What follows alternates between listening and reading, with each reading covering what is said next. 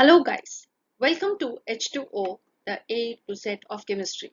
I'm Dr. Ritu Johar, your educator for this course on general organic chemistry, and I hope you are enjoying this course with me. So today we will be beginning with GOC part 2 lecture number 5, but make sure you watch the previous ones before viewing this one. In GOC part 1, what have we discussed? Well, we have discussed about the nomenclature of organic compounds in detail.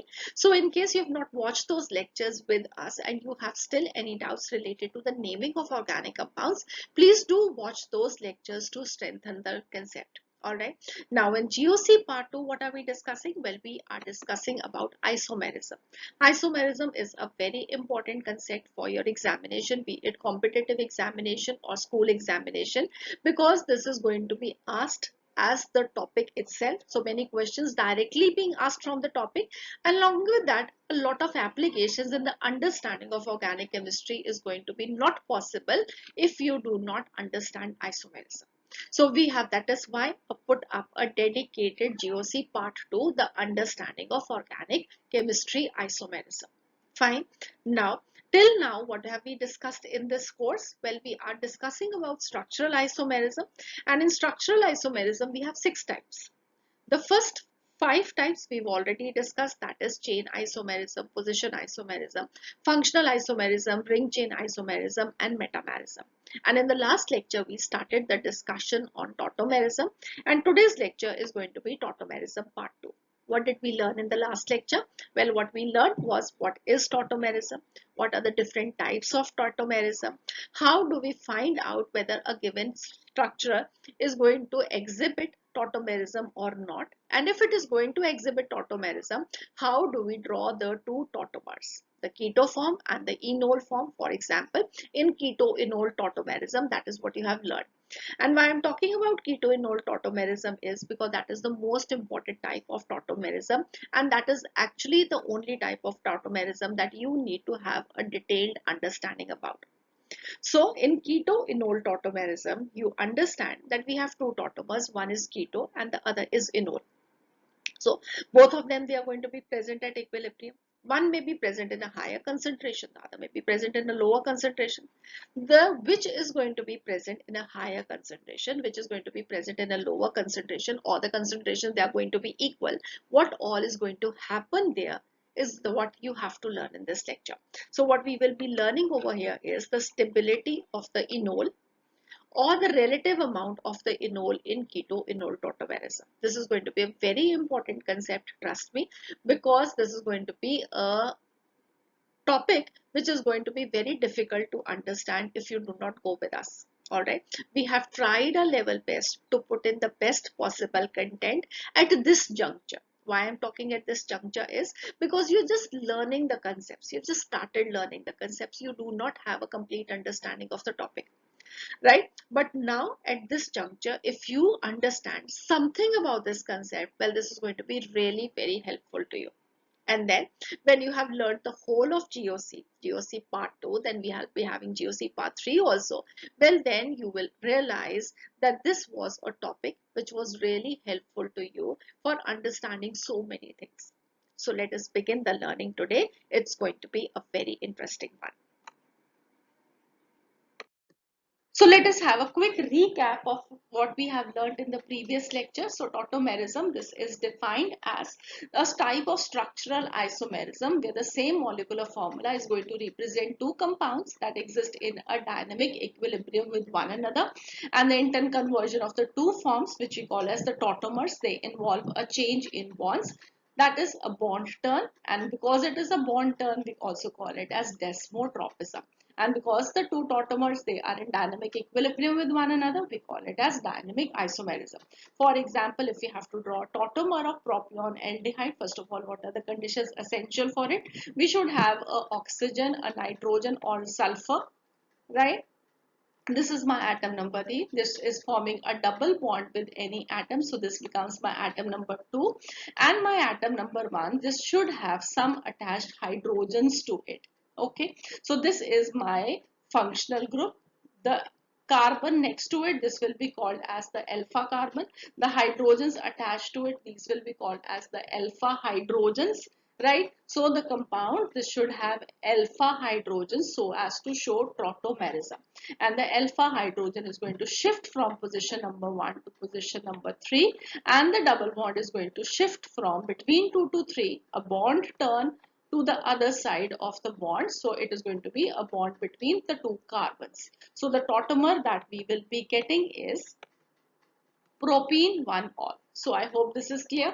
Now another example, we have acetone. So here, which is going to be my atom number 3, this is my atom number 3, this is my atom number 2. Both of these, they can be my atom number 1 because both of them, they have alpha hydrogens. So the hydrogen can move from this position to this position, or 1 to 3 from this end, but both ways you will be getting the same structure. So the tautomer that you will be getting is propene 2-ol.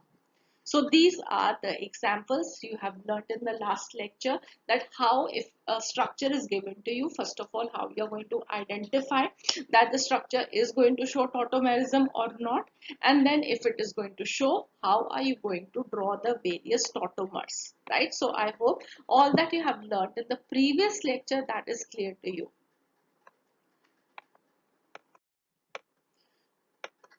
So now if you look at acetaldehyde and vinyl alcohol, they are the tautomers of each other, and this is an example therefore of keto-enol tautomerism. Now the two tautomers, they are in equilibrium with one another. If they are in equilibrium with one another, they must be having a value of the equilibrium constant also. Now if you look at the value of K, you will find that the value is 3 into 10 power minus 7. Do you know what is the significance of this? Well, if you remember, that's very nice, but in case you do not, the value of K is going to be 1 when the product and the reactant, they are going to be present in equal concentration. If the forward reaction is dominating, we will be having more of the product being formed. The value of K is going to be greater than 1. And if the backward reaction is dominating, then in that case, what we will be having? Well, what we will be having is more of the reactant. Hardly any product will be formed.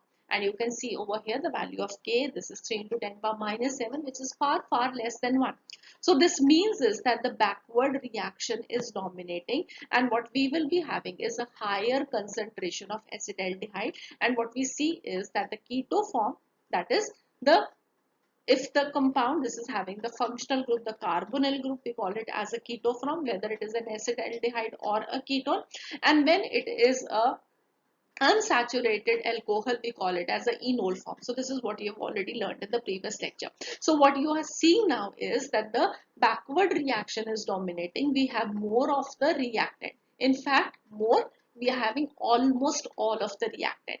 Hardly any vinyl alcohol will be formed at the equilibrium state. So keto form is 100% approximately, and the enol form, this is approximately 0%. Alright, now if you look at acetone similarly, what you will be seeing is that at equilibrium, the value of K is 6 into 10 power minus 9. So again, a far, far, far less than 1 value. And what we see is that acetone is 99.7% at equilibrium, and the enol form, that is prop 1 into all, this is again approximately 0%. So what do we understand? Well, we understand that the equilibrium constant for enolization in this is in these two reactions far, far less than 1.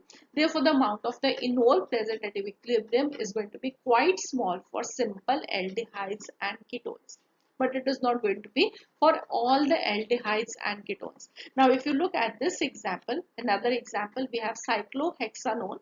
The tautomer for this, I hope now you all know how to draw the tautomers. I'm not going to repeat that again. In case you do not understand, just watch the previous lecture if you have not watched that. And in case you have watched and still you do not know how to draw the tautomers, you have to watch it again.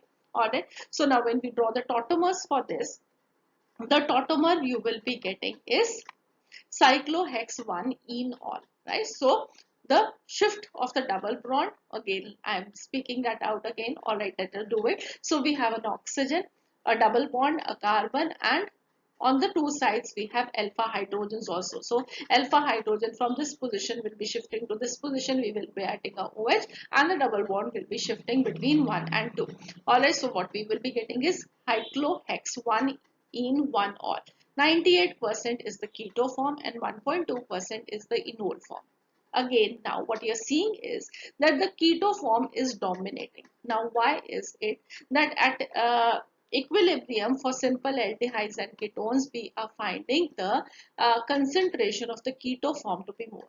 We have already discussed it in the previous lecture also, that the carbon oxygen double bond is more stable than the carbon-carbon double bond, and that is why the keto form is formed in more concentration than the enol form at equilibrium. All right. For generally all the monocarbonyl groups, what we find that the keto form is more stable than the enol form. And that is because again, because of the carbon oxygen double bond being more stable than the carbon carbon double bond. The bond enthalpy value of the carbon oxygen pi bond, this is 364 kilojoule per mole, whereas the carbon carbon pi bond, this is 254 kilojoule per mole. So more amount of energy is released during the formation of this bond, less amount of energy is released over here, right? So the potential energy of the system is going to decrease, the potential of the system is comparatively going to decrease less, all right? And the tendency to form the bonds is because of a decrease in potential energy. So the potential energy decreases here in this case more. So what is going to be favored in the equilibrium is that side where the stability is going to be more, where we will be having a decrease in the energy of the system. And conversely, what we can say is that we will be requiring more energy to break the carbon oxygen double bond in comparison to the amount of energy that we will be requiring to break the carbon carbon double bond. So if more energy is required to break this bond, what will break earlier? It will be the carbon carbon double bond. So carbon carbon double bond breaks, and what we will be getting is more of the keto form. Alright, so generally for simple aldehydes and ketones, what do we find? We find that the keto form, this is more stable than the enol form. So what this means is that the amount of the keto form or the enol form in the equilibrium mixture is going to depend upon the stability of these two forms. More is going to be the stability, more is going to be the percentage of that compound present in the reaction mixture. So it is exactly this thing that we are going to study today in this lecture. How are we going to find it out just looking at the structures that which can be formed in a higher concentration at equilibrium, which is more stable of the two. So this is all that we will be discussing today. All right, so this is going to be highly interesting and it is also very important for your examination. So let us look at the factors which are going to affect the relative amount of the keto enol forms. That means which is going to be present in a higher amount. So the chief factors, they include the stability of the enol form, the nature of the solvent, the steric hindrance, and out of these also the most important is going to be the stability of the enol form. So chiefly what we are going to discuss over here is how the enol form, this can become more stable than the keto form. Why are we discussing this? Because we've just now studied that the carbon oxygen double bond is more stable than the carbon carbon double bond, right? So generally we will be having the keto form to be present in a higher percentage. But if the enol form, the carbon carbon double bond, this becomes more stable, then we will be having the enol form to be more stable, and hence we will be having more amount of the enol and the equilibrium mixture. All right, so higher is the stability of the enol form, higher is the stability of the carbon carbon double bond of the enol form, more is going to be the relative amount of it in the mixture at equilibrium. All right, so there are going to be certain factors which are going to be responsible for the stability. We will be learning of chief ones of them. Why I'm saying the chief ones? Because we have not yet discussed about GOC part 3, where we are going to understand lot many reaction mechanisms, very important effects that are happening in a reaction. So once you have done those, well then you will be having all the complete list. What are the factors which are going to be responsible for the carbon carbon double bond to be stable? And once you have learned that, you will understand why the enol form, this is going to be more stable than the keto form. So what I'm trying over here is to give you a brief idea of where the enol form, this can be more stable than the keto form, but you will be having a complete understanding of this once you are through to the GOC part 3. I'm repeating this again and again because certain things I will not be able to explain you at this juncture because we have not studied them. When you have done that, if you revisit this lecture, everything is going to be clear with you people. Alright. So the chief reasons for the stability, number one is higher the number of alpha hydrogens, higher is the stability, and this is because of a phenomenon called as hyperconjugation. So what is hyperconjugation? This is what I will be teaching you in GOC part 3. But just remember that because of this phenomenon of hyperconjugation, just assume that this is something that is making the carbon-carbon double bond more stable. Alright. So this hyperconjugation, this makes it stable. And for this, what we require is more number of alpha hydrogens in the alkene. Alright. So alkene is carbon-carbon double bond. In the enol, we have a carbon-carbon double bond. So if we have higher number of alpha hydrogens, the enol form, this will be more stable. For example, if you look at this, we have acetaldehyde and the tautomer of it is vinyl alcohol, and then we have acetone and its tautomer. So if I ask you which out of these two will be having a higher percentage of enol at equilibrium, what is your answer going to be? Okay, what I'm repeating it again. I have acetaldehyde, I have acetone. I give you a choice that I know that in both of the cases, the keto form is going to be more stable than the enol form. But if out of these two, which one is going to be present in a higher percentage? Okay, out of these two, which is more stable, this or this? Right? So how are you going to choose? So I have told you now that if the number of alpha hydrogens in the enol form, this is more, it is going to be more stable. So what you have to do, you have to count the number of alpha hydrogens. So where are alpha hydrogens? This is the carbon-carbon double bond. Right? So there is no attached carbon to it. So there will be no alpha hydrogens in this vinyl alcohol. So no alpha hydrogen. So if you look at now, probe one in one all. So what are, how many alpha hydrogens do we have? This is the carbon carbon double bond. That is why I was saying a lot of significance in the last lecture on counting the number of alpha hydrogen. So this is the alpha carbon, and these three, they are the alpha hydrogens. Fine. So in vinyl alcohol, we do not have any alpha hydrogen, and in prop 1 in 1 all, we have 3 alpha hydrogens. So which has higher number of alpha hydrogen? Well, it is going to be this one. Alright, so structure 2, this has higher number of alpha hydrogen than structure 1. So at equilibrium, we will be finding the enol content in 2 to be greater than the enol content in 1. So this is what is going to be asked to you in the examination. Fine. Keto form is going to be in higher concentration for acetaldehyde as well as for acetone. First of all, you should know this. In general, what you will be finding is that the keto form is more stable than the enol form.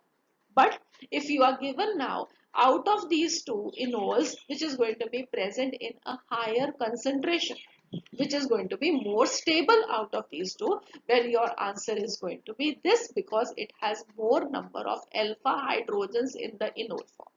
Okay, I hope this is clear. Let us see some more examples. Now look at this structure. So we have this to be butane 2-on, and this is a ketone, and we have to draw the tautomer for this structure. Can you people draw the tautomer for it? Well, just pause it and draw the tautomer for it. Now, if you've done that, well, I think that you should have made 2 tautomers for this. Why 2 tautomers? Because this is an unsymmetrical ketone. What do we mean by an unsymmetrical ketone? Well, on either side of the functional group, we have different alkynes. One side we have methyl, and the other side we have ethyl. So this is my alpha carbon number 1, and this is my alpha carbon number 2. And both of these alpha carbons, they have hydrogens. So both of these ends, they have a possibility for a 1,3 hydrogen shift. This end or this one also. So you will be able to draw 2 tautomers. I hope you all have been able to draw that. Now if you've drawn that, just find out which out of those 2 tautomers is going to be a more stable tautomer. Okay, so you will be making two enols. The keto form is going to be more stable than the enol forms, but out of those two enols, which is going to be more stable one, is what my question is to you people. Okay, so let us, well, if you've decided, let us see what it is going to be. Fine. So this is my structure number 1 and this is my structure number 2. This is when we had shifted the hydrogen from this end, and this is when we had shifted the hydrogen from this end. So these are the two tautomers possible. I hope all your correct structures, they are correct. We have done quite a lot of practice in the last lecture, so they should be correct. Now we have to tell the stability, which is going to be more stable in all, or which is going to be formed in a higher percentage. Fine. So this is my structure number 1. This is my structure number 2. And here what we are going to count, higher the number of alpha hydrogens, higher will be the stability. So let us label the alpha hydrogens. So in this structure, I have only one alpha carbon. There is no carbon to this end. So my carbon has two hydrogens. So this is having two alpha hydrogens. And if you look at the carbon-carbon double bond here, so we have a carbon here and a carbon here also. So these two are my alpha carbons and the hydrogens attached. Now we will be having 6 alpha hydrogens. So more is the number of alpha hydrogens, higher is going to be the stability. So structure number 2 enol is going to be more in amount present in the equilibrium mixture than the enol number 1. Okay, I hope this is clear. Keto is going to be present in the highest percentage, but out of these two, this one will be present in a higher percentage. Perfectly fine. Now, one way more in which you can find this written in your books is that higher is the substitution of the alkene, higher is the stability. This is also something that you should remember because this is just an initial phase of learning. So please do remember this. What we mean is that if I have an ethene molecule, so this is my carbon-carbon double bond, and on either side we have two hydrogens. So this is my unsubstituted alkene. Okay. Now if I start a substitution, what I can do is I can put a CH3 over here or any alkyl group over here. Fine. So this is my one substitution. I can do more substitution. I can do more substitution and I can do maximum substitution like this. Or instead of each hydrogen, I have put up an alkyl group. That the length of the alkyl group that can be different, that is another thing. But what we are saying is higher is the substitution of the alkene, higher is going to be the stability of it. So it is going to mean essentially the same. Why it is meaning essentially the same is because now if you look at this is the carbon-carbon double bond. So all of these carbons, they are my alpha carbons now, right? And if now you total the number of hydrogens, we will be having 12 alpha hydrogens. If I just cancel this one out and put a hydrogen, my substitution has decreased. I will be getting 9 alpha hydrogens. If I decrease my substitution further, I will be getting 6 alpha hydrogens. If I cancel this out, put my hydrogen back, it is going to be 3 alpha hydrogens. And if I put this also, it is going to be 0 alpha hydrogens, right? So more is the substitution, more is the replacement of hydrogen by an alkyl group. What we are seeing is that the number of alpha hydrogens is increasing. And if the number of alpha hydrogens is increasing, the stability of the alkene is increasing. Okay, so this is two ways in which you can find it written it in your books. So I just wanted to clarify it with you people because you've just started the learning. So you should have more of explanations to make your concept stronger, right? So there are going to be certain things that you will be learning as the course progresses. So learn it wherever you are getting it. We will be building up the course in such a way that if you do not miss a single lecture, while you will be having the best possible preparation for your organic chemistry. Alright, in fact, for anything in chemistry, we are putting highly detailed lectures for you people. So now if you've understood the concept, I would like you to look at a question and then tell me the answer for it. So the question is going to be that you have two structures, cyclohexanone and 2-methyl cyclohexanone. You have to draw the tautomers for these two, and then you have to tell me which out of the enols that will be forming, which is going to be present in a higher amount. So just pause the lecture, try it, and then move on to the discussion. So if you've done it, let us draw first of all the tautomers and then see which is going to be present in higher content. So cyclohexanone, if you're going to move, well, you will be seeing that both of these two carbons, they are the alpha carbons, and you can draw the double bond on either side. So the structure that you will be getting is essentially the same. So this is the structure that you will be getting. And if you have to see now, because you have to find out which is going to be a higher content of the enol form, so you will have to find out the number of alpha hydrogen. So the alpha hydrogen is going to be present here and it is going to be present here. So there are going to be 4 alpha hydrogens, 2 at these of the positions. Fine. Now if you draw the tautomers for 2-methyl cyclohexanone, so you will see that on the two ends you have different nature of the alkyl groups.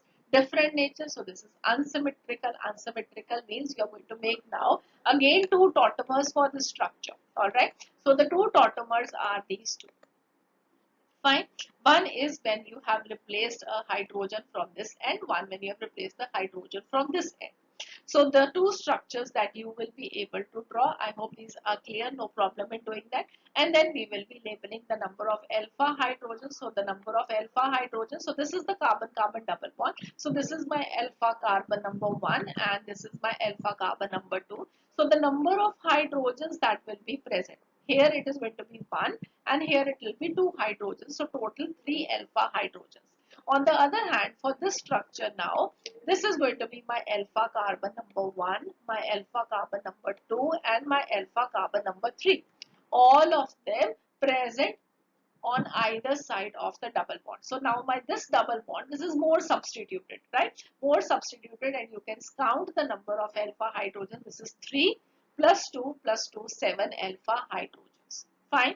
So which is going to be now present in a higher content. So out of these two, first of all, for 2-methyl cyclohexanone, if you have to tell which is going to be more in content. So this one, structure number 3, this is going to be present in a higher content. And then if you have to tell out of these two, which will be having a enol with a higher percentage, well, again, this is going to be the answer. Fine. So out of these two, one with the more substitution, and then out of these two, it is going to be this. Perfectly fine. I hope this is clear. So number 3 will be having a higher content than number 2 and number 3 will be having a higher content than number 1 also. Whatever is your question, I hope this is clear to you people. Fine. Now the next factor which increases the stability of the enol form, this is called as intramolecular hydrogen bonding. Now how can hydrogen bond increase the stability of the enol? Let us understand with the help of an example. So here you can see the keto form of a structure where we have two carbonyl groups. Alright, now what are you going to draw? Well, you're going to draw the tautomer for it, you're going to draw the enol form for it. So try making what all possible structures you can make. And now if we've done that, let us see one of the possible structures is going to be this structure, right? So we have utilized the alpha hydrogen from this carbon, a 1,3 shift, it will become a OH and the double bond will be shifting this side. So this is the structure that you get. Now in this structure, what you will be seeing is that we have a OH group adjacent to a carbonyl oxygen. This oxygen is electronegative. It has a lone pair of electrons. And this is going to attract the hydrogen of the OH group.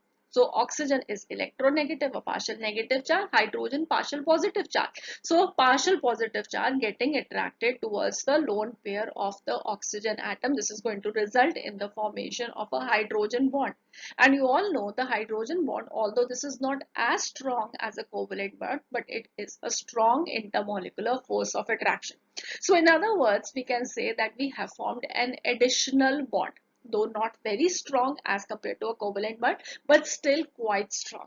And therefore, you're going to require now more energy to break this bond. and get it converted into the keto form. So what conversely it would mean is that less of the uh, uh, keto form will be formed from this enol. So in total, what we will be having is, although the keto form will be still much more than the enol form, but what we will be seeing is that the enol content, this will increase because of the virtue of hydrogen bonding in the molecule itself. So intramolecular hydrogen bonding. Similarly, the other tautomer which you can draw for this structure, well, I've just shifted this in this angle so that you can see a better representation. So what you will be seeing is that now you will get two OH groups, right? So this oxygen double bond this side and a OH, and this double bond this side and a OH. So now you have two OH groups adjacent to each other. The oxygen of one will be attracting the hydrogen of another. So we will be forming two hydrogen bonds. So the stability increases further. All right. Now there is one more reason which increases the stability of this structure, but I will be just now discussing that a bit later on. Fine. But what you can see is that out of these two structures, this one is going to be more stable as far as intramolecular hydrogen bonding is concerned.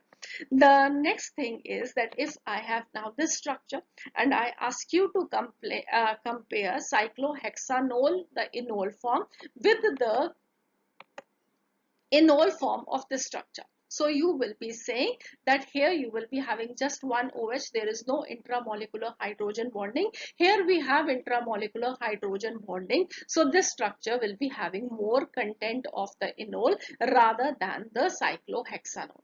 Perfectly fine. I hope this is clear. Another structure now. In this now, what do we have? We have the two carbonyl groups para to each other. Here they were ortho to each other. Now we have para to each other. And what are we going to do? Well, can we draw the tautomer for it? If you have listened to the last lecture very well, you have understood it, you will realize that this structure does not make any tautomer. It does not make any tautomer. Why doesn't it make any tautomer now? If you draw the structure, well, last time also I told you. Okay, so this is the structure, this is the double bond. If you look at, supposedly, let us say this is my carbon atom number, sorry, my atom number 3, this is my atom number 2, and this is my atom number 1. So this has an alpha hydrogen. Between the 2 and 3 we have a double bond, and the 3 is oxygen, nitrogen or sulfur. So according to the conditions, this structure, this should show tautomerism. But what happens is when we draw the tautomer for this, we are going to have the hydrogen shift from 1 to 3 position. So this will be the OH and this will be the double bond. Now again you can see that we have two double bond together, and in a cyclic ring it is going to be impossible to have two double bonds together.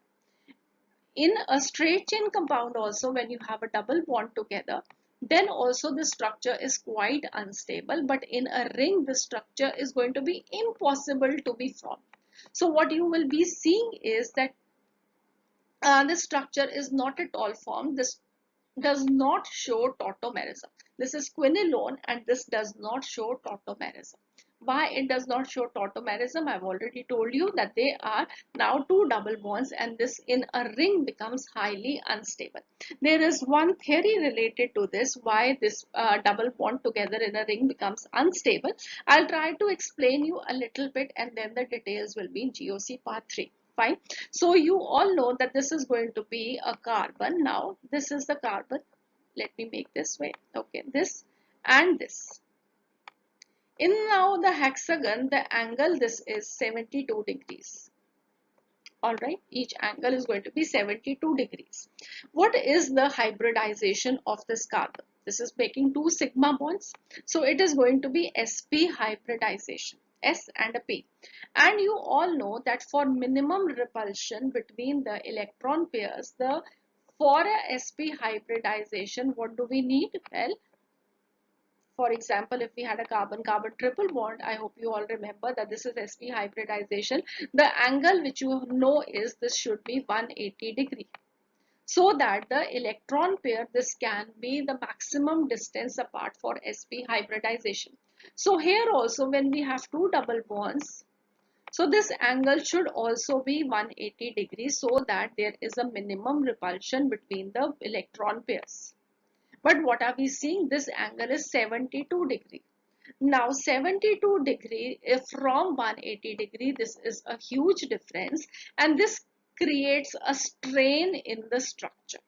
Okay, and all this has been explained by a theory known as Beer strain theory, which you will be studying in GOC part 3 again. But this creates a lot of strain in the structure, and therefore the structure is unstable. Now you can also say that here in this structure we have one double bond. This carbon, this is going to be what carbon? This is going to be a sp2 carbon, right? This is a sp2 carbon. Now in a sp2 carbon, this angle is going to be 120 degree. And if I talk about this angle, well, this carbon, this is an sp3 carbon, right? So here the angle should be 109, approximately 109.5 degrees. Fine. So again, a 72 and a 109, a 72 and a 120, they are also different. But if you see a sp3 carbon in a ring, this is going to be less of a strain. If you move on to a sp2 carbon in the ring, it is going to be a higher strain. And when it is a sp carbon, this is going to be the maximum strain in the structure. So this is not at all possible. This is possible, and this is definitely possible. They are quite close to one another. So this is very important for you to understand. We will be discussing more about in the upcoming lectures. Do not worry about it. But just remember that two double bonds together in a ring is going to be impossible because it creates a lot of strain in the structure. Alright. So what do we have? We do not have any tautomer for this. The reason, just remember, that is whenever we have a sp carbon, a sp2 carbon, that is not going to take part in tautomerism. Okay, so we will not be having any tautomerism for this structure. Okay, I hope now the concept is clear, and now you have learned one more thing, that intramolecular hydrogen bonding is going to increase the stability of the enol form. Now let us look at one more example to understand the concept further. And here I am going to give you a very important example. The example is of pentane 2,4-dione. Alright, and this is a 1,3-diketone. Why I have written a 1,3-diketone is because this is what you have to understand over here. We have the two ketone groups alternate to each other. A 1,3. If this is carbon number 1, this is going to be carbon number 3 where the other ketone is present. So in 1,3-diketone, where or in this example it is a pentane 2,4-dione. If you draw the possible enol forms, you will be forming 5 possible enols.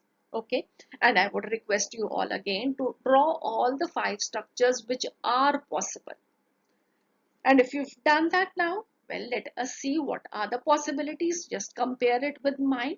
And also along with that, while you're making the structures, you have already made the structures now, and you just label how many alpha hydrogens do these structures have, because that is where we started the comparing from for the various enol forms. All right, so structure number 1, well, I will be numbering these carbons so that you can understand what all structures we have drawn and you do not miss any.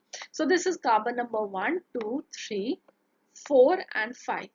The first structure is when we are utilizing this carbon. Alright, so the hydrogen from here goes to the ketone group, and this is the structure that you will be making. In this structure you can see that this is the alpha carbon, and it has how many hydrogens? It has 2 hydrogens, right? So 2 alpha hydrogens are present.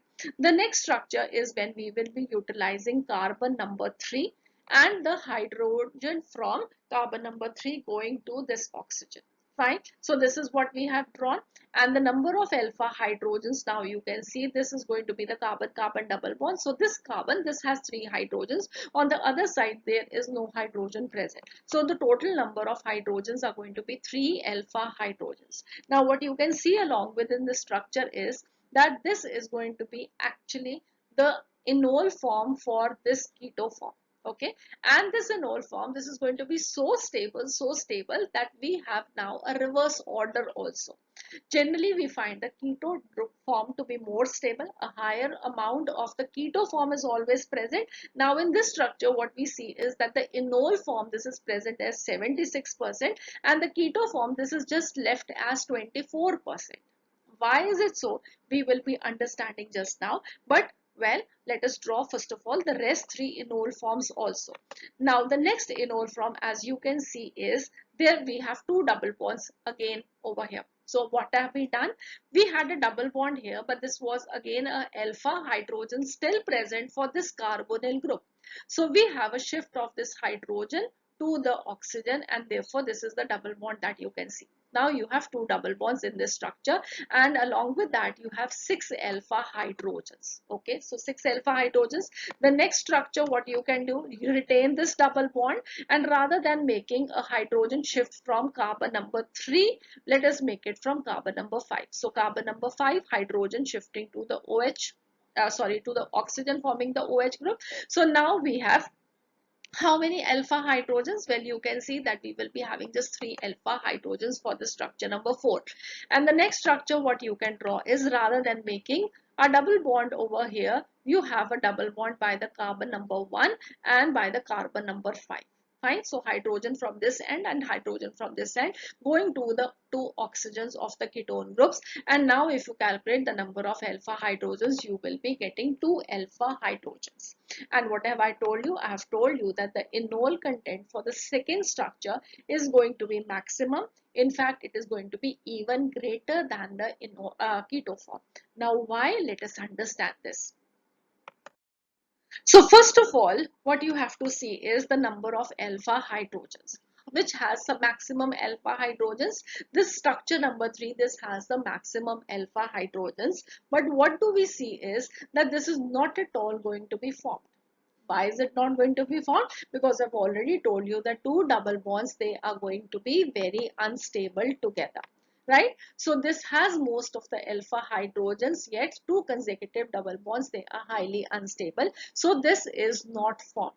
Now we have, again, I will not be discussing all these structures first. I want to discuss the structure 2 only first of all, so that you have an understanding, and then we will be discussing and comparing it with the rest structures 1, 4 and 5. Fine. So in structure 2, what do you see? What you can see is, this is the structure, and here along with the 3 alpha hydrogens you have a OH group just adjacent to a double bonded oxygen. So this is going to form what? Well, this is going to form a hydrogen bond. So this can exhibit intramolecular hydrogen bonding, and if you look at the hydrogen bond, well, this is what you will be seeing. So a hydrogen bond between the hydrogen and oxygen. Okay, now I'm going to draw the structure in another way so that you have a better understanding. Okay, so this is a structure that I have drawn.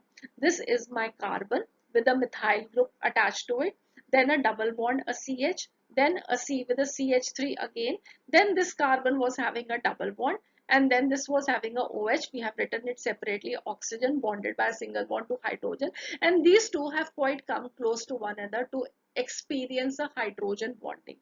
Fine. So here what you will be seeing is that we have formed a 6-membered ring now.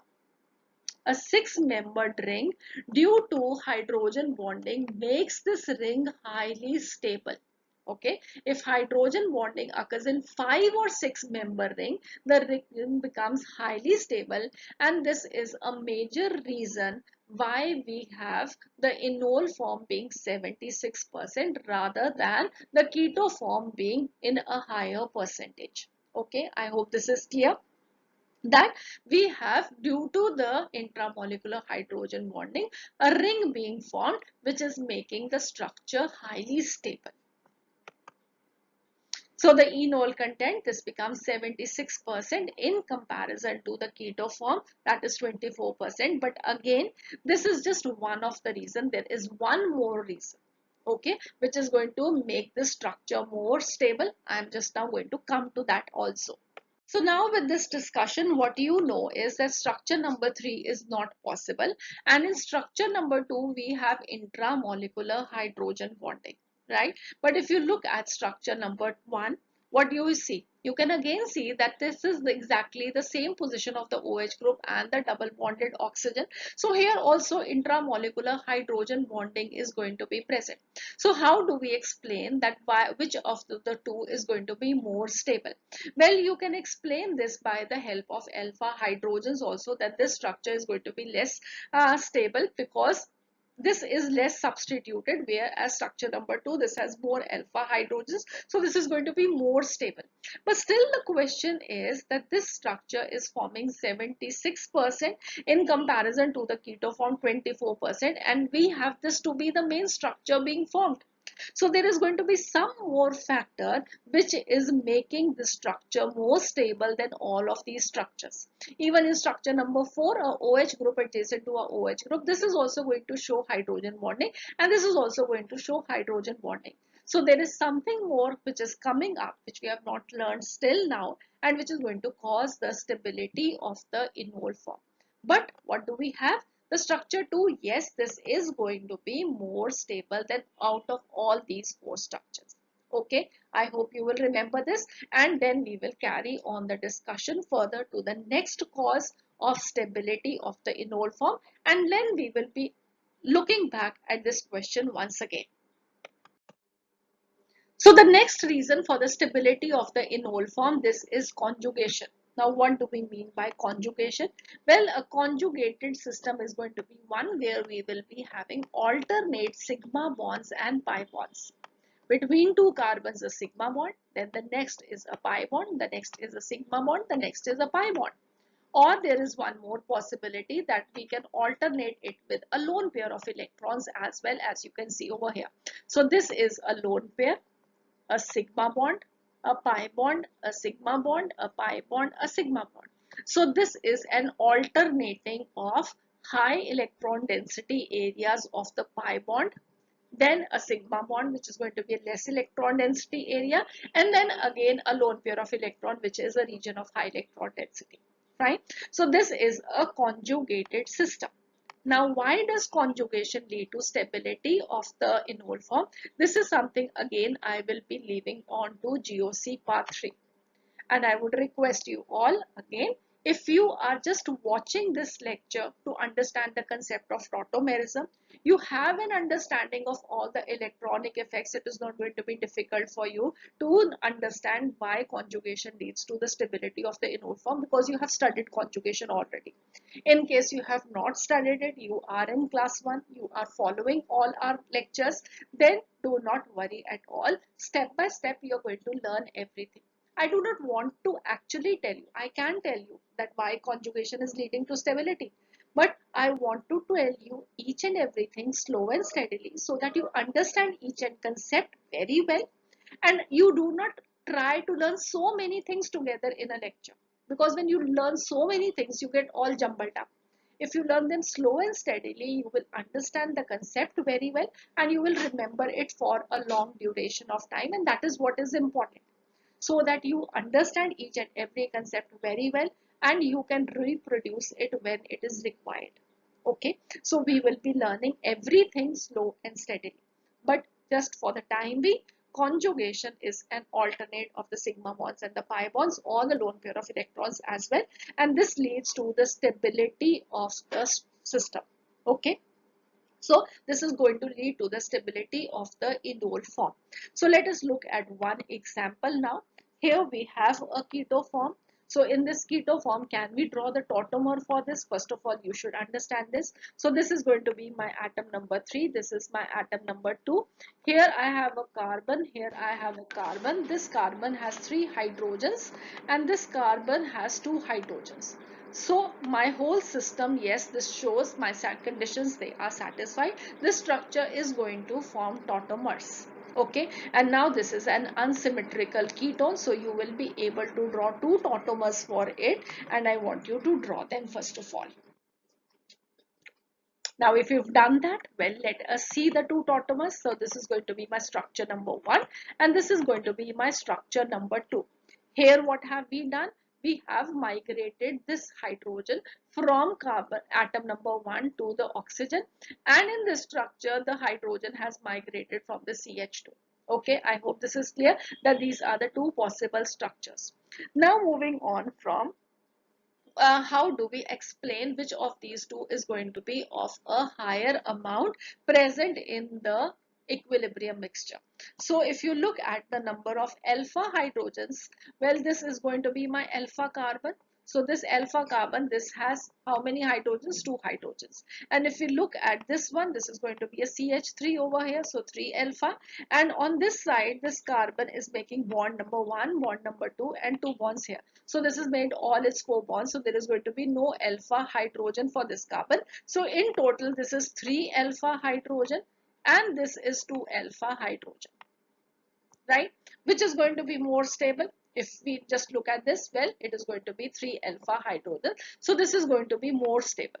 You can explain the stability, but the content of the enol, well, this is going to be more than just expected for 3 alpha hydrogen and 2 alpha hydrogen. Okay, and why is that so? It is so because now this has a conjugated system.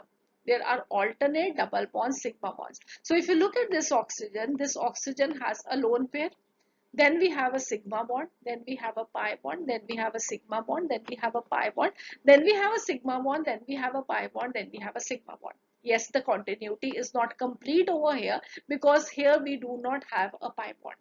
But till here you can see that we have a long extended conjugation in the structure. And this is what imparts such a high stability to the enol form. Okay. So I hope now you have understood. In the other structure, what you will be seeing is that there is no conjugation which is present. So in this structure, we have just one lone pair, a sigma bond and a pi bond. This is the only conjugation that you can see over here. But here you can see such a long conjugated system. So this is going to be a higher content. Fine. So this is 2 alpha hydrogen and this is 3 alpha hydrogen plus extended conjugation, making the structure number 2 to be higher in the equilibrium mixture. So now I have a question for you. I'm going to give you 3 structures, structure number 1, structure number 2 and structure number 3. You have to draw the tautomers for these structures and then tell me the decreasing order for the stability of the enols for these 3 structures. Now if you've done that, let us discuss them also. So for the structure number 1, the tautomer that we will be making is this one. For structure number 2, this is the tautomer that we will be drawing. There are 2 possibilities again for the structure number 2. Okay, because this is an unsymmetrical ketone.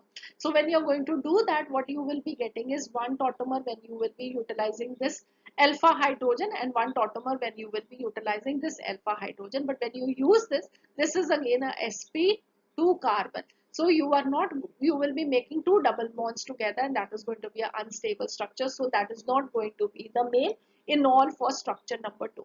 So this is going to be the structure number 2 enol. Fine, I hope this is clear. And for structure number 3, the enol that we will be making is this one. Again, you have an unsymmetrical ketone, but this side you have alpha hydrogens. The other side you have a phenyl group. So this is not going to have any alpha hydrogen for this carbon. So this is the only tautomer that you can draw. So I hope first of all the tautomer making is correct. No problem in that. Now comes to the stability. Now what you know is what you have to check till now. You have to check the number of alpha hydrogens. Then you have to check if the alpha hydrogens, they are more than it is going to be that. Next you have learned about intramolecular hydrogen bonding and next thing you have learned is conjugation. Out of all these 3, which is the most important? If it is a conjugated system, it is going to be much more stable. Alright. If it is then the hydrogen intramolecular hydrogen bonding. In the intramolecular hydrogen bonding, you have to see that if it is making a 5-6 membered ring, well, that is going to be a very stable structure that we have already seen an example.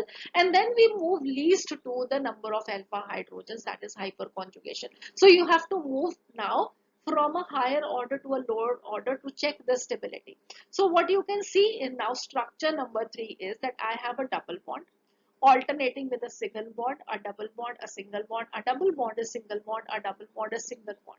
you can see we have such a high conjugation now in the system. The double bond, this is in conjugation with the double bonds of the ring. And the ring, therefore, this is imparting a high stability to the double bond of the enol. Understood? This is giving it a high stability. So that is why what we will be seeing is the keto, the enol form, this is going to be present in a higher percentage. Okay, I hope this is clear. Next, if you see this, you will be having again a alternate double bond, a sigma bond, a double bond, right? But this is less of a conjugation as compared to structure number 3, and in structure number 1 you have just a double bond and a single bond. Fine, so this is no conjugated system as it is. So the order over here, we are not just looking at now the alpha hydrogens, because we have something more that is giving a stability to the enol form, that is conjugation. Fine, so the structure number 3 is going to be the most stable, then number 2, and then number 1 is going to be the least stable in all for these structures, and that is because of conjugated system. Okay, I hope you're getting now the things. Good. Now let us look back to the question that we were dealing with first. We had pentane 2,4-dione and we had drawn the 5 enols for it. We said that enol number 3 is not at all possible, so out of question. And enol number 2, this is the most stable. In fact, it is more stable than the keto form also. And we had not seen anywhere a enol which was more stable than the keto form till now. Fine. So this is stable. The things that you've already learned is that this has intramolecular hydrogen bonding which is present, and it is making it a 6-membered ring. So this imparts a high stability to the enol. All right. Now, if you look at structure number 1 and 2, both of them, they are exhibiting the same type of intramolecular hydrogen bonding. So, which out of these two is going to be more stable? One thing was that this alkene is more substituted. It has more number of alpha hydrogens. So, you could explain it on that basis. But well, then there would be a slight difference between the two. They both should be present in a reasonably approximate amount in comparison to the ketone. It is not that only this is present in 76%. Okay, the rest they are not present to an appreciable amount. So when we draw, actually the enol form for this pentane 2,4-dione, the enol that you will be making is this one. The rest of them, they are going to be present in negligible amounts. So this structure has some more thing, and that is conjugation. Okay, so intramolecular hydrogen bonding, more alpha hydrogens, along with that conjugation is also present. A lone pair, a sigma bond, a pi bond, a sigma bond, a pi bond. So this is imparting a high stability and a pi bond, and then this will be a hydrogen bond also. So the system is getting complete. Alternate sigma bond, pi bonds, they are imparting a high stability to the structure. Why do they do it? That is one thing that you will be. But at least you can identify that we have sigma bonds and pi bonds, right? And this I have told you that this is going to impart a high stability. Okay, if you look at now structure number 1, you will be seeing that we have a lone pair, a sigma bond, and a sigma bond. So here we do not have any conjugation, so this is not going to be there. We will be getting this. Now what about 4 and 5? For 4 and 5, just understand that here we have a double bond which is out of the ring. Here we have both of the double bonds out of the ring. Okay, and double bonds, you know, they are unstable, right? We can break them easily in comparison to the carbon oxygen double bond. So now I have a ring where I have double bonds. Okay, and I have a ring where I have the double bond, maybe 2 of them outside or 1 of them outside. That is okay, fine. When I want to break this double bond, and what I will be doing is I will be just twisting and turning my chain over here so that I can break this double bond. It is going to be very difficult. But if I twist my chain to break the double bond, this one, well, it is going to be very easy because this is not present in the ring. Okay, here we have a restricted movement around the double bond, and here we have a much free movement of the double bond because this is not present in the ring. So this makes this structure more unstable than this one. Okay, I hope this is clear. So these double bond being present out of the ring, this is much more unstable. We can break them easily. So that is why we will not be finding them in a much percentage. They will be present in a negligible amount. It is only going to be structure number 2 which is going to be the highest possible enol form, and this is going to be in fact a higher in the equilibrium mixture also. I hope now this is clear to you people. We have answered our question. So 76% is the enol form, 24% is the keto form, and 76% is structure number 2 only. Okay, the rest they are going to be negligible only. Okay, I hope this is clear. When you have an option to make a stable structure, you will not be making the unstable ones, right? So that is why this is the only enol that we will be having. In comparison to the keto form, this is going to be in a higher percentage. Okay. So the next factor which increases the stability of the enol form is the aromatization. In fact, it increases the stability of the enol form to the maximum. In fact, the enol form, you can see over here, this is going to be nearly up to 100% because the compound has become aromatic in nature. Now, what do we mean? First of all, what that the compound has become aromatic in nature. So you should know what is an aromatic compound. You have all studied the nomenclature of organic compounds, and there we discussed that benzene, this is an aromatic compound, and the benzene derivatives, they will also be aromatic. Okay, so this is what you discussed. Now, what is an aromatic compound? Let us briefly discuss it. We will be talking in detail about it again in GOC part 3. But benzene, this you can see, this is a cyclic structure. So this is the condition number 1 for the compound to be aromatic. The next condition is that this should be a planar structure present in one plane. You will not be able to understand it at present. Do not worry about it. I am telling you that the structure is planar. Okay. The next is that it is a conjugated system. Now you also know what is a conjugated system. You should have alternate sigma bonds and pi bonds. In benzene, you can see that we have alternate sigma bond pi bonds, right? So there is no problem. This is a conjugated system. The next reason is that it should have 4n plus 2 pi electrons. How many electrons does benzene have? It has 3 pi bonds and one bond is going to be equal to 2 electrons. So it is going to be 6 electrons. Okay. So if I put now the value of n to be 1, this will be 4 into 1, that is 4 plus 2. This is 6.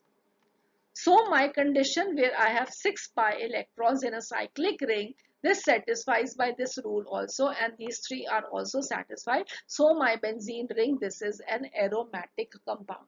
And an aromatic compound, this is highly stable. Okay, it is highly stable. That is why if a enol has a aromatic structure in it, well, this will be becoming more stable than the keto form. In fact, it will be almost the enol form that will be present, and we will be getting a negligible amount of the keto form. For example, if you look at this structure, this is one thing that you've already drawn the tautomers for it. Let me draw them back again. So this was one possibility and this was the second possibility. In structure number 1, there is intramolecular hydrogen bonding present. In structure number 2, we have two intramolecular hydrogen bonds being present. Along with this, you can see some conjugation also. A pi bond, a sigma bond, a pi bond, a lone pair, a sigma bond, a pi bond, a lone pair, a sigma bond, a pi bond. So some conjugation is also present. So in comparison to these two, which is going to be higher percentage, it is going to be this structure. But now if I draw this one, where I have 3 carbonyls and I draw the most stable enol, there are going to be many possibilities. One, you will be doing that you just utilize this carbonyl group. Then when you utilize this carbonyl, then all of the 3 also. So you can draw all the various structures. I am just drawing the most stable one, and the most stable one is this enol. Here again, what you can see is that this is a cyclic ring. A cyclic ring, it is planar structure, I am telling you. Okay, the conjugated system, pi bond, sigma bond, pi bond, sigma bond, pi bond, sigma bond, and then it has 6 pi electrons. So this is again 4n plus 2 pi electrons. So this structure is aromatic in nature. And when it is aromatic, this is going to be the most stable structure. It is going to be nearly 99.8%, and the keto form is going to be just 0.2%. Okay. So we will be having the maximum concentration of the enol when the structure this becomes aromatic in nature. So structure number 1, hydrogen bonding only present. Structure number 2, hydrogen bonding some conjugation present. And structure number 3, hydrogen bonding conjugation aromatic. Most stable, then this and then this. Now, this I've already told you that this becomes aromatic compound. So this is going to be 99.8%. But if you look at this, even this structure, this has the enol form to be approximately 100%. Why? Well, the reason is not the enol itself. The reason is the ketone. Okay. What does this mean? Let me explain you. We have oxygen by a double bond. So this is going to be partial negative charge. This is going to be a partial positive charge. This is a partial positive charge. This is a partial negative charge. And they two are going to be quite close to one another and they are going to repel each other. Okay. So these dipoles, they are repelling each other. And because they are repelling each other, the keto form, this becomes highly unstable. So here we have the stability of the enol form, which makes this to be in maximum percentage. Here we have the instability of the keto form, which makes the enol form to be present in approximately 100%. Okay, I hope this is also clear to you people. You will remember then in both of the cases you have the enol form to be nearly 100%. Okay. Now the next thing is one more structure which I have not drawn that structure, but I just want to discuss that also with you. So I have this structure and I want you to tell me whether this will have a tautomer or not. So if I look at my structure, this is my atom number 3, this is my atom number 2, this can be my atom number 1, this can be my atom number 1. Okay, this has how many hydrogens? This has 2 hydrogens, this has 1 hydrogen. Okay, here it is N. Both of them, the conditions for the tautomerization, they are present. So if I draw one structure, what I will be drawing is, this will be my OH. Okay, if I move the hydrogen from here, then I will be getting a double bond over here. Now there are 2 double bonds present in this structure, so this is going to be unstable, that I've already told you. So this is not going to be present at all. Perfectly fine. Now if I draw the other structure where I have moved the hydrogen from the other end, then what will be the structure? This will be my double bond. This is the OH. And my alpha hydrogen has moved from this position. So this is going to be my double bond that is present. Okay. Now in this structure, what you can see is that this is a cyclic structure. This is a planar structure, I am telling you. There is a conjugated pi bond, sigma bond also present. A pi bond, a sigma bond, a pi bond, a sigma bond. And along with this, now if you look at the number of electrons, pi electrons, this is 2 electrons plus 2 electrons, 4 electrons. 4 electrons is equal to 4n pi electrons, where the value of n is 1. Okay, such a system where you have these conditions, well, this structure is called as an anti-aromatic compound. Anti-aromatic. You will be learning about this again in GOC part 3, do not worry, but this is the most unstable structure. Most unstable. Okay, so if now because of tautomerism you are making this structure, well, do not make it. Okay, so this compound does not have tautomer. It is going to be 100% keto form and 0% enol form. 0%. Okay, when I talked about aromatic compound, I told you this is present in approximately 0.2%. Okay, there was some percentage of the keto forms present, but here in this anti-aromatic compound, this is so unstable that you will not be forming the enol form. There will be only and only keto form present. Okay, so this is another thing that you have to remember. There are certain things that you will be learning more and more in GOC part 3, and then you will be able to do more of the questions related to tautomerism based on those concepts. I will not be able to tell you everything over here because that is going to be very difficult.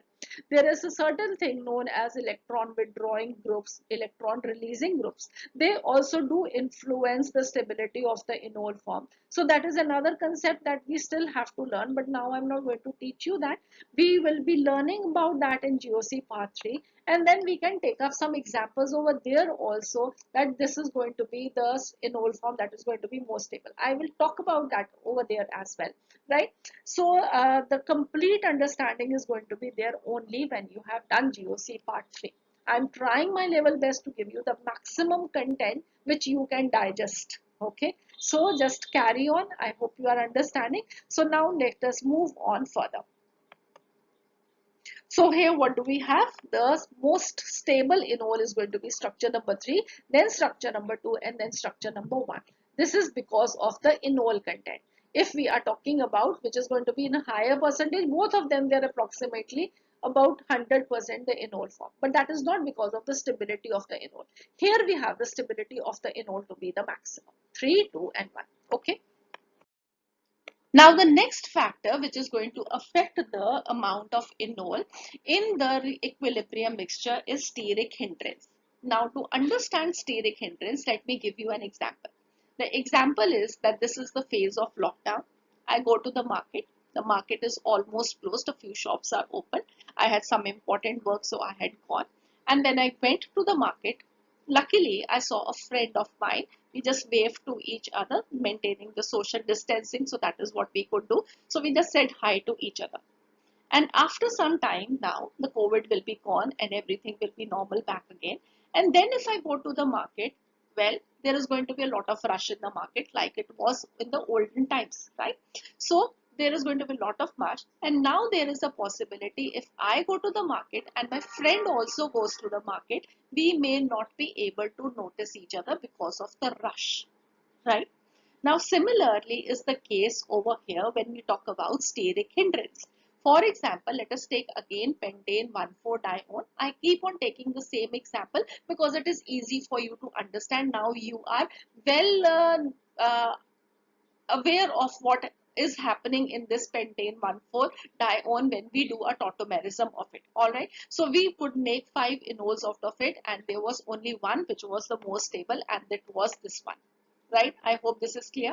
So what has happened is now we had a removal of this hydrogen from here and adding it at position number 3, that is this oxygen, right? So 1 2 3 1 3 hydrogen shift. Now this hydrogen of mine which is to be removed, let it be me. Okay, so this is me, and then there is the reaction. This is catalyzed by either the presence of a base or an acid. I'm not going to go into the mechanism of this, but just it is going to be in presence of either an acid or a base. So for example, if there is a base and OH ions are present, so this OH ions, this go over here.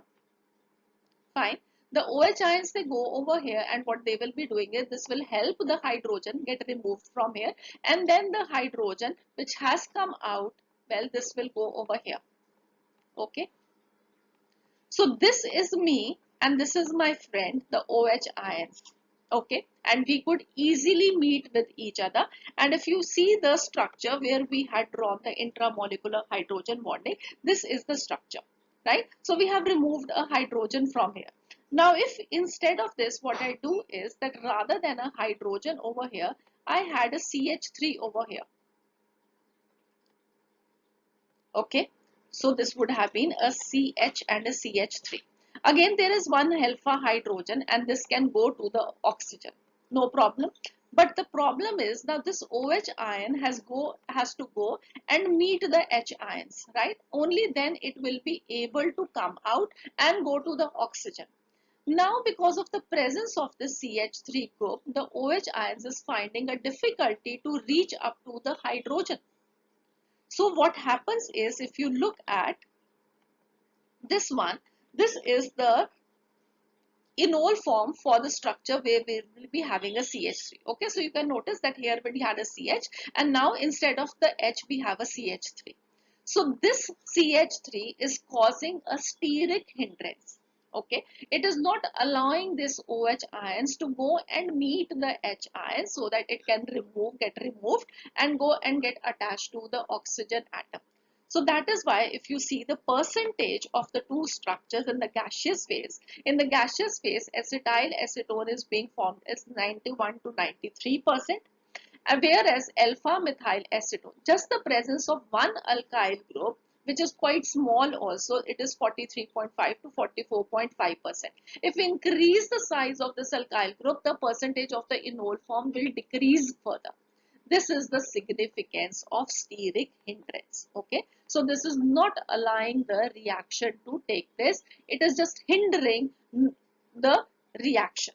Okay, so I hope this is clear. So the alpha methyl acetone, this is destabilized by the steric hindrance due to the presence of a alpha methyl group. Perfectly fine, I hope this is clear.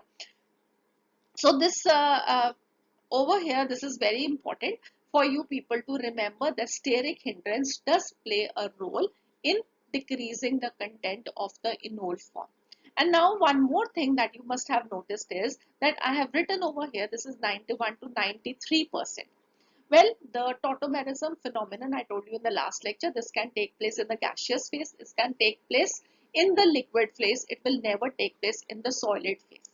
Now this reaction is taking place in the gaseous phase where we are saying it is 91 to 93%. What I previously told you that this is going to be 24% and this is going to be 76% is when it is in the presence of a liquid solvent. Okay, so let us go now to the next factor which is going to affect the amount of enol, that is the nature of the solvent. So the last factor that we discussed today, which is going to affect the amount of enol in the equilibrium mixture, this is the polarity of the solvent. Okay, if the solvent is a polar or a non-polar one, this is going to affect the amount of enol present in the equilibrium mixture. Why? Because if we have a polar solvent like water, acetone, methanol, acetic acid, all of these, they are capable of forming hydrogen bonds with the carbonyl group of the keto form. And if they form hydrogen bonds with the carbonyl group of the keto form is going to get stabilized itself. It will not get converted into the enol form and the amount of enol content, this will decrease. It is not that the keto form will not get converted into the enol form. It will get converted into the enol form. For example, if you look at pentane 1,4-dione, what we saw was that this was 24% and the enol form was 76%. This 76% is in the presence of a polar solvent. But if we put into a aprotic solvent or a non-polar solvent like we have hexane, benzene, here what you see is that the enol formed is 92%. Okay. Why? Because here in the polar solvent there is an option to form hydrogen bond with the solvent itself. So for example, if we have ethanol, so this is going to be C2H5OH. Okay. So the oxygen, this is electronegative. There's a partial negative charge on it and the hydrogen has a partial positive charge. So there is a intermolecular hydrogen bonding being formed in comparison to the intramolecular hydrogen bonding in the enol. So this keto form, this has two options. One to form an intermolecular hydrogen bonding with the solvent and the other to get converted into the enol form, which is much more stable because of the intramolecular hydrogen bonding. And when it has two choices, well, it is going to use both of them. Okay, so some of the ketone molecules, they may just form hydrogen bonds with the solvent and some of them may get converted into the enol. So the percentage of enol, this gets decreased. Okay, I hope this is also clear to you that the nature of the solvent is also going to be important in the enol content in the reaction mixture. So we have studied quite a many factors which are going to affect the amount of enol in the reaction mixture. First of all, it was the stability of the enol itself, the various factors which were causing the stability of the enol, and there are going to be much more factors also involved which we will be studying in GOC part 3. And then it was steric hindrance, and now we have finally studied the polarity of the solvent. So I hope you all have understood each and everything to the maximum possible in this lecture. Best is going to be when you are going to revisit this lecture after we have completed GOC part 3. Fine. So that would be all for this lecture. I hope you have enjoyed this lecture and understood so many things today, learned so many things today. And this would be the end of structural isomerism. The next lecture we would be starting our discussion on stereoisomerism, a very important concept for learning. It's going to be very difficult to understand the concept. So please be with us for every lecture. And for that, please do subscribe to the channel if you have not done till now. And also click on the bell icon so that you get a notification the moment we put up the next lecture for you. If you've liked this lecture, please do click on the like link. Thank you. Bye bye. Have a nice day. God bless you.